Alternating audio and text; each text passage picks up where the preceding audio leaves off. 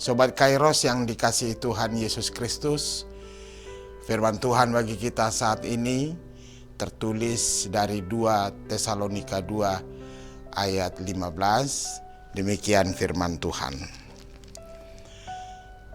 Sebab itu berdirilah teguh dan berpeganglah pada ajaran-ajaran yang kamu terima dari kami, baik secara lisan maupun secara tertulis. Demikian firman Tuhan. Sobat Kairos, dalam 2 Tesalonika 2 ayat 15, kita mendengar satu ajakan yang sederhana namun sangat kuat.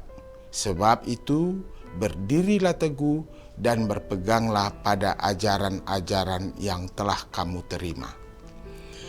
Kalimat ini tidak berdiri sendiri, melainkan lahir dari situasi jemaat yang sedang goyah.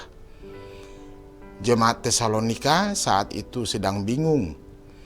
Ada ajaran-ajaran yang beredar dan membuat mereka gelisah. Bahkan ada yang mengatakan bahwa hari Tuhan sudah datang. Dalam keadaan seperti itu, iman mereka mulai terguncang. Mereka tidak lagi tenang, tidak lagi pasti, bahkan bisa saja kehilangan arah.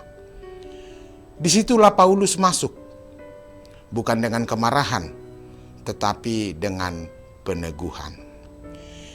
Ia mengingatkan mereka untuk kembali kepada dasar yang benar.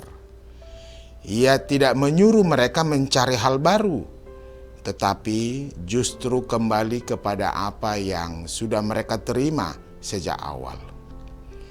Injil yang murni, ajaran yang telah disampaikan oleh para rasul. Ketika Paulus berkata, berdiri teguh, ia sedang menggambarkan seseorang yang tidak mudah jatuh, walaupun angin kencang datang. Ini bukan sikap pasif, tetapi sikap yang sadar dan kuat. Ada keputusan di dalamnya, tidak mau terbawa arus. Lalu ketika ia berkata berpegang, itu berarti memegang erat, tidak melepaskan. Seperti seseorang yang memegang sesuatu yang sangat berharga. Ia tidak akan membiarkannya jatuh begitu saja. Ajaran yang benar itu bukan sesuatu yang bisa diganti-ganti sesuai selera, tetapi sesuatu yang harus dijaga dengan setia. Sobat Kairos, jika kita melihat kehidupan kita hari ini, situasinya tidak jauh berbeda. Kita hidup di tengah begitu banyak suara, informasi datang dari mana-mana, media sosial, percakapan, bahkan dari orang-orang yang tampak rohani. Semua berbicara, semua menawarkan kebenaran versi masing-masing. Akibatnya, tanpa kita sadari, hati kita bisa menjadi bingung. Kita bisa mulai meragukan apa yang benar. Kita bisa terbawa arus, mengikuti apa yang sedang ramai, bukan apa yang sungguh-sungguh benar. Karena itu, firman hari ini terasa sangat relevan. Kita dipanggil untuk tetap teguh.